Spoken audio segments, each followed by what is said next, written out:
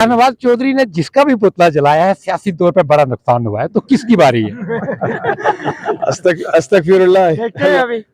अल्लाह तकब्बुर से बचाए। मसाइल नहीं सुनेगा, हम अगली बार जो है उस दफ्तर के बाहर जो है एहतजाज करेंगे और गिराव। पहला मकसद ये है कि जम्मू कश्मीर में स्टेटहुड मिले, जम्मू कश्मीर के लोगों के हक जो उनको मिले और यहाँ जो है जमहूरियत की असली बहाली। अस्सलाम वालेकुम नाज़रीन, आप देख रहे हैं पीर पंचाल स्पीक्स महमूद ख्वाजा के साथ। हालिया असेंबली इंतखाबात में चौधरी शाह नवाज साहब की हर तकरीर अगर उठा के आप देखेंगे, उसमें काफ़ी सारे मुद्दे थे, मैनिफेस्टो रखे हुए थे, लेकिन इस वक्त ज़मीनी सतह पर जिसको अमली जामा पहनाया जा रहा है वो आज डाक बंगलो सुन कोर्ट में आप देख रहे हैं। पिछले कुछ अरसे से मैं यहाँ मौजूद नहीं था। आज इनकी तीसरी मीटिंग है जिसमें हर महीने की 28 तारीख को यहाँ की जाती है और पब्लिक के मसाइल सुने जाते हैं। चौधरी साहब, ये एक अच्छा इनिशिएटिव है, मैं इसकी तायद करूंगा, क्योंकि जब तक लीडर डायरेक्टली पब्लिक के साथ टच ना हो, गरीब मुफलिस इंसान का दर्द नहीं सुना जा सकता। और लीडर के लिए ये मुश्किल भी होता है कि हर जगह पे पहुंचना। ये कन्वीनियंट जगह है जहां लोग आके अपने मसाइल रखते हैं।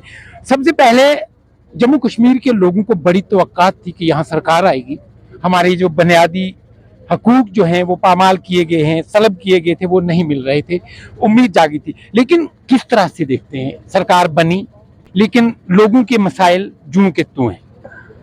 बहुत शुक्रिया महमूद को साहब, आपने बड़ा अच्छा सवाल किया।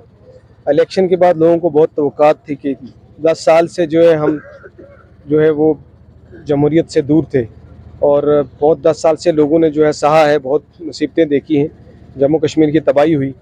अब जब सरकार बनी तो लोगों को तवक्कात थी कि अब हमारे काम कम से कम होंगे, लेकिन एक तो पैरेलल सरकार ऊपर चल रही है, दो जो गवर्नेंस सेंटर जो है वो बन चुके हैं और लोग जो है उसमें पिस रहे हैं, आपसी टसल में, आपस लड़ाई में जो है लोग पिस रहे हैं और इस वक्त हालात ज़्यादा बदतर से बदतर हो रहे हैं। ना तो जो लोगों की उम्मीदें थी कि बिजली के किराए कम होंगे, ना वो हुए, ना लोगों को उम्मीद थी कि आप कम से कम पानी के प्रोजेक्ट दोबारा से रिव्यू होके ठीक होके हमें पानी मिलेगा, वो नहीं मिला। लोगों को उम्मीद थी कि गैस सिलेंडर के पैसे कम होंगे, कुछ थोड़ा सा उनको राहत मिलेगी, वो नहीं हुए। नौजवानों को उम्मीद थी कि कम से कम रोज़गार के लिए कोई पॉलिसी बनेगी जिससे हमें रोज़गार मिलेगी पढ़े लिखे नौजवानों को, वो नहीं हुआ। सड़कों के हालात से जो है बदतर से बदतर हैं और जो हमारे इलेक्टेड नुमाइंदे हैं जिनका ये काम था कि वो लोगों की सुनवाई करें और लोगों के मसले हल करें, वो गायब हैं और लोग जो है इस वक्त जो है वो परेशानी के आलम में हैं और लोग इस वक्त जो है बड़ी मुसीबत में है। ख़ास तौर पे पानी की कमी है, लोगों को जगह जगह पानी नहीं है। तो इसलिए हमने हर महीने की 28 तारीख को जो है वो मीटिंग रखी है जिसमें कम से कम लोगों के जो मसाइल हैं, इज्तिमाई मसाइल हैं, वो उजागर किए जाएँ और इस गोंगी बिहारी एडमिनिस्ट्रेशन को जगाने का काम करें। जो जिन लोगों को लोगों ने चुनकर भेजा है, ऐवान में भेजे हैं, जो जिनको ये जिम्मेदारी थी कि वह असम्बली में लोगों के मुद्दे उठाएं, उनको जगाने का काम करें कि आप जो लोगों से वादे किए थे वो लोग वो वादे अपने पूरे करें। उनको जगाने का काम जो है इस मीटिंग में किया जाएगा। और आज हमने इस मीटिंग के बाद एहतजाज भी किया है एडमिनिस्ट्रेशन को जगाने के लिए कि आप जो है जो फौरी तौर पे जो लोगों के मसले हैं सुरन कोर्ट में, उन मसलों का हल करें। अगर नहीं करेंगे तो हमने ये भी ऐलान किया है कि जो डिपार्टमेंट कोताही करेगा, लोगों के मसाइल नहीं सुनेगा, हम अगली बार जो है उस दफ्तर के बाहर जो है एहतजाज करेंगे और गिराव करेंगे। साहब, बात अगर हम स्टेटहुड की करें, ये प्राइम मिनिस्टर साहब की अगर स्पीच उठाओ, आप होम मिनिस्टर साहब की स्पीच उठाओ, उन्होंने कहा कि वक्त आने पर स्टेटहुड दिया जाएगा और ये काफ़ी नेशनल में ये बात थी कि पहला काम स्टेटहुड को किया जाएगा।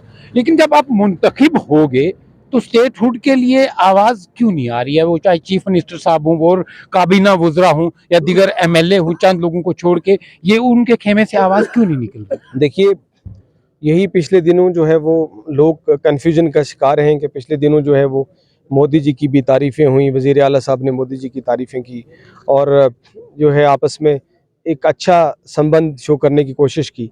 तो उम्मीद है हमें, अगर ऐसा है तो स्टेटहुड मिल जाएगा। और स्टेट हम इंतज़ार कर रहे हैं, तो इसलिए जम्मू कश्मीर के हक़ के लिए जो है वो सरकार में शमूलियत नहीं की।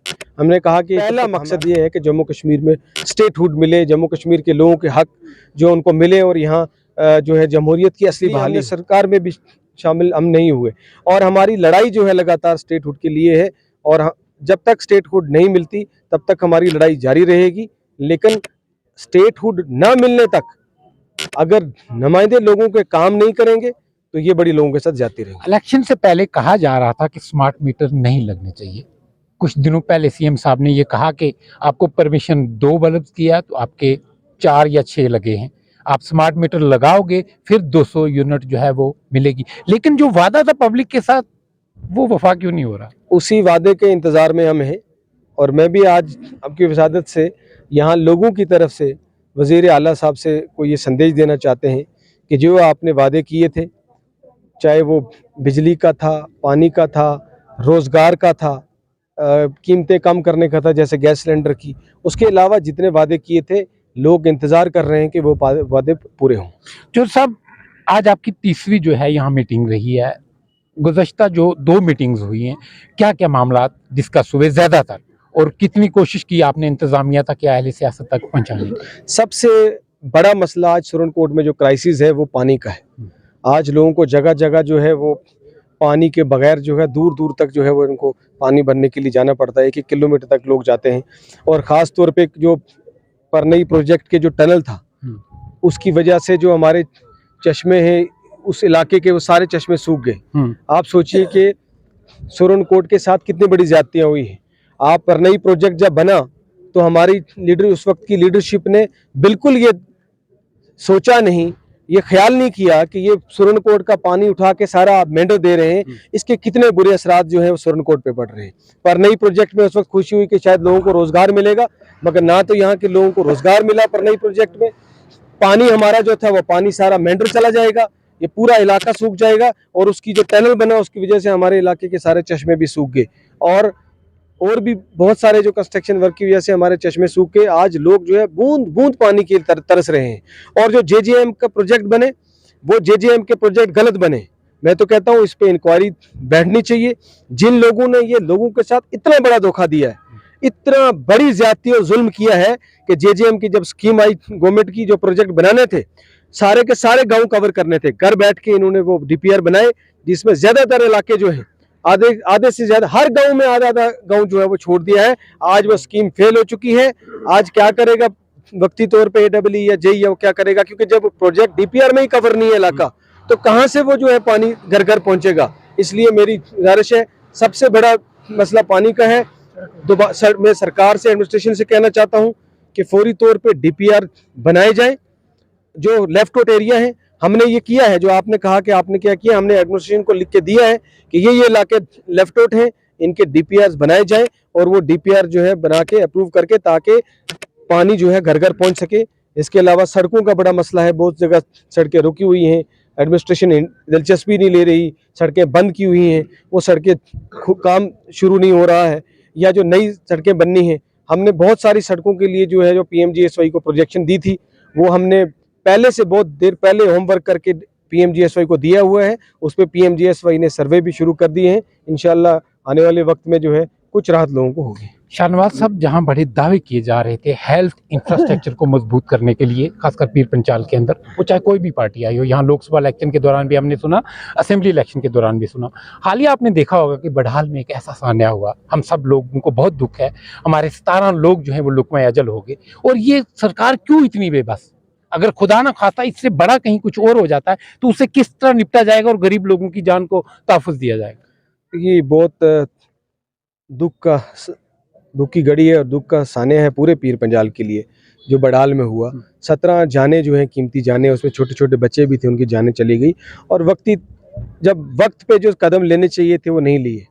उसी वक्त मैंने जब ये हुआ तो मैंने फौरी तौर पे जो है वो मीडिया में आके जो है मैंने बयान दिया कि फौरी तौर पे उनको एयर एम्बुलेंस क्यों नहीं वक्त पे दी गई और जीएमसी रजौरी में तो इलाज क्या ही होगा, उनको क्यों नहीं आपने पीजीआई चंडीगढ़ या एम्स में भेजा। वक्ती तौर पे शायद उनकी जानें बच जाती अगर वक्त पे जो है पूरे कदम लिए होते। तो उसमें ये एडमिनिस्ट्रेशन पूरे यूटी एडमिनिस्ट्रेशन जो है पूरे तरीके से शुरुआती वक्त में फेल हुई, लेकिन बाद में जब हमने आवाज़ उठाई, मीडिया ने शोर उठाया और फिर पूरे जब देश तक मुल्क तक ये मसला उठा, उसके बाद सरकार जो है वो हरकत में आई और उसके बाद जो है वो कुछ जो हमारे 2-3 मरीज थे जिनको शिफ्ट किया गया बाहर और फिर उन पूरे कदम उठाए गए जिसकी वजह से वो कुछ जानें बच गई। वो आज जेर इलाज हैं लेकिन अब ठीक है और उसके बाद भी जो है अभी कोई इस तरह की नई खबर नहीं आई है।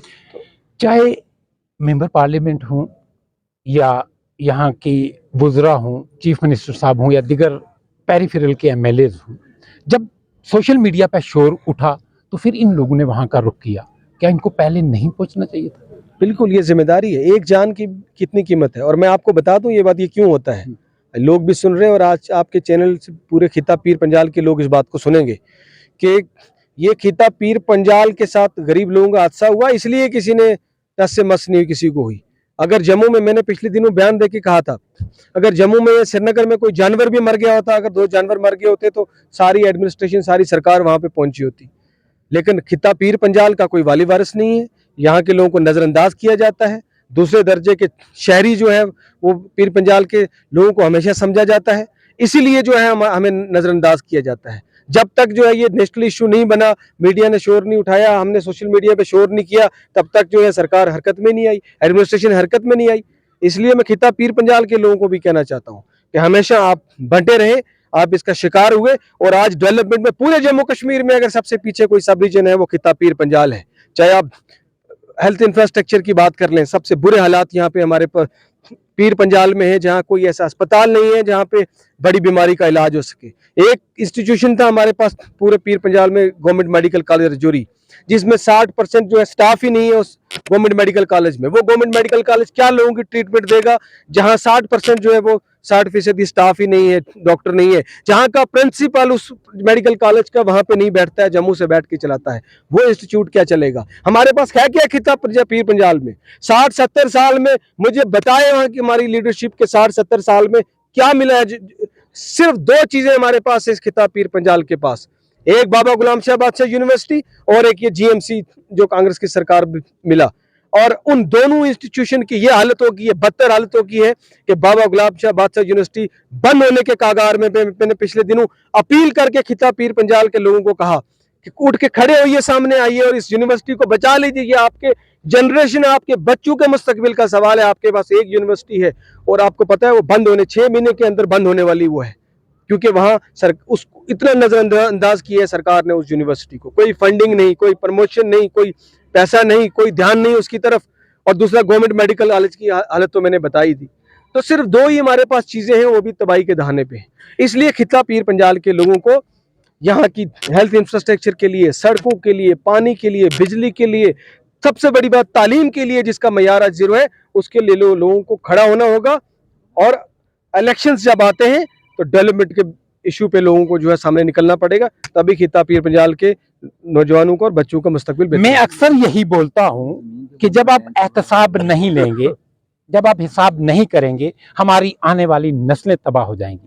सबको उठ के खड़े होना है अपने हकूक के लिए।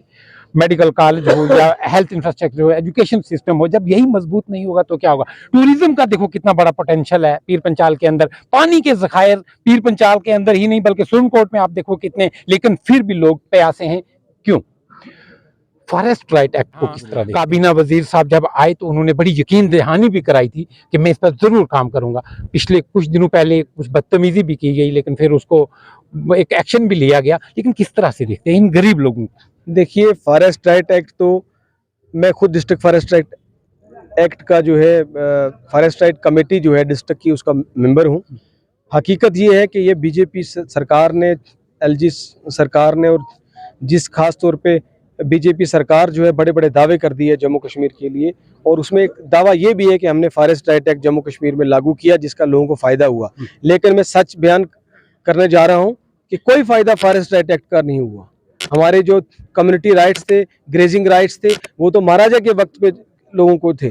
आज जब इंडिविजुअल राइट जो एक्ट कहता है, एक्ट की वायलेशन हुई है, एक्ट को इम्प्लीमेंट नहीं किया जम्मू कश्मीर में, किसी एक भी शख्स को जो है फॉरेस्ट का इंडिविजुअल राइट नहीं दिया है। और आज जगह जगह पे लोगों को फॉरेस्ट राइट नाम पे, जो लोग 100-100 साल से बेचारे रह रहे, गरीब लोग जिनके कोई और ठिकाना नहीं है, उनको हरास किया जा रहा है फॉरेस्ट डिपार्टमेंट की तरफ से, और उनको वहां से निकाला जा रहा है। और फॉरेस्ट राइट एक्ट का इम्प्लीमेंटेशन नहीं हो रहा है, किसी भी इंडिविजुअल को इंडिविजुअल राइट नहीं मिला है। इसलिए अब उम्मीद है, हमें सरकार आई है और फॉरेस्ट मिनिस्टर साहब से हमें बहुत उम्मीदें हैं, क्योंकि वो इसी पीर पंजाल के सपूत हैं, काम करने वाले हैं। हमें उनसे उम्मीद है कि वो इस फॉरेस्ट राइट एक्ट को लेकर संजीदगी से जो है वो फैसला लेंगे और इसको सही तरीके से इम्प्लीमेंट करेंगे ताकि किसी गरीब आदमी को जो है वो इस नाम पे हरास ना किया जाए। शाहनवाज साहब, अभी जो प्रोटेस्ट आपने किया, इसके प्रोटेस्ट के दौरान मैंने ये सुना कि आने वाले वक्त में अगर हमारी डिमांड जो हमने दी है एडमिनिस्ट्रेशन को, अगर वो पूरी नहीं हुई तो एक मास लेवल पे एजिटेशन जो है वो किया जाएगा, और इस चीज़ में आप मशहूर भी हैं, तो किस तरह से क्या लाएमल रहेगा? देखिए, हम अपोजिशन में हैं। अपोजिशन का काम है कि जो इक़्तिदार में आके सो गए हैं, लंबी नींद सो गए हैं और गूंगे और बहरे बनकर जो है वो सो गए हैं, उनको जगाने का काम हमारा है कि आप लोगों ने जिनको बनाया है और जो जिम्मेदारी लोगों ने दी है वो निभानी है। और फिर एडमिनिस्ट्रेशन का जो काम है कि लोग, उनकी ड्यूटी है कि लोगों को सर्व करना, लोगों की सर्विस करना, लोगों के सर्वेंट्स हैं वो, और उनको लोगों की खिदमत करनी। अगर वो नहीं करेंगे तो हम सड़कों पर आएंगे, और ये हमारा कॉन्स्टिट्यूशनल राइट है, ये हमारी जो है आइन ने हमें हक दिया है, और उस हक को हम पूरा करते हुए हम सड़कों पर आएंगे, हम दफ्तरों का घेराव करेंगे, हम सड़कों पर बैठेंगे और हम एहतजाज करेंगे, और तब तक हम नहीं चुप बैठेंगे जब तक जो है उनको हम जगाने का काम ना करें। शाहनवाज चौधरी ने जिसका भी पुतला जलाया है, सियासी तौर पर बड़ा नुकसान हुआ है, तो किसकी बारी है?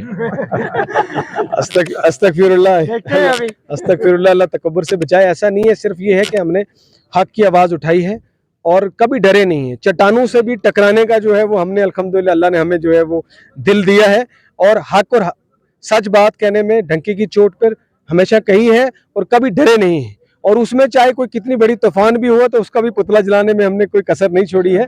लेकिन ये है कि जो भी शख्स जालिम होगा, ज्यादती करेगा लोगों के साथ नाइंसाफी करेगा, उसके खिलाफ मैं खड़ा हूँगा, और मेरे ये सारे लोग भी उसके साथ। पब्लिक के लिए क्या मैसेज? मेरी पब्लिक के लिए यही मैसेज है कि अपने इलाके के लिए, अपने इलाके की डेवलपमेंट के लिए उठ खड़े हो। और अब वक्त है कि बेदारी का, वो वक्त चला गया कि जब जो है आज ये जो 21वीं सदी है, आज लोग बहुत दूर पहुंच चुके हैं, और हमारे लोग जो हैं, हमारे नौजवान बहुत पीछे हैं। हमारे पास कोई फैसिलिटीज़ नहीं है। अब बाहर जाके देखें तो पता चलेगा कि लोग कहाँ पहुँचे। तो मेरी आवाम से यही गुजारिश है कि अपने हक के लिए खड़े हों, और माँ भी बच्चे को दूध नहीं पिलाती जब तक वो रोता नहीं है, इसलिए अपने हक के लिए लड़ाई लड़ें और बाहर निकलें। डॉक्टर फारूक अब्दुल्ला साहब ने कल ये कहा कि पंचायत इलेक्शन के लिए आप तैयार हो जाएं, कमर बांध लें, किस तरह से देखते हैं? जो पंचायत के इलेक्शन तो खैर होने चाहिए, वो ठीक है, उन्होंने कहा, वो अच्छी बात है। पंचायत के इलेक्शन होने चाहिए क्योंकि लोग इस वक्त बहुत परेशान हैं, तो कम से कम पंचायत में जो लोकल रिप्रेजेंटेटिव्स हैं वो लोगों की कम से कम कुछ खिदमत कर सकें, वो अच्छी बात है। जब भी इलेक्शन होंगे हम उसका स्वागत करेंगे, और हम जो है पूरे तरीके से उसमें शामिल होंगे और हम हिस्सा लेंगे। जो सब बहुत शुक्रिया पीर पंजाब स्पीक से बात। बहुत शुक्रिया, आपका भी बहुत शुक्रिया। आने वाले वक्त में देखना है कि इसके पुतले की बारी सोनकोट में है, और किस तरह से सियासत जो है अपना रंग यहाँ बदल कर लाते हैं, उनको किस तरह बरसरे इक़्तिदार लोगों तक या अहले सियासत तक पहुंचाया जाएगा। कमेंट सेक्शन में अपनी राय जरूर रखिएगा। मुझे एक शर्त के साथ इजाज़त दीजिए, आप अपना और अपने इस चैनल पीर पंजाब स्पीक्स का बहुत ख्याल रखिए। अल्लाह निगहबान।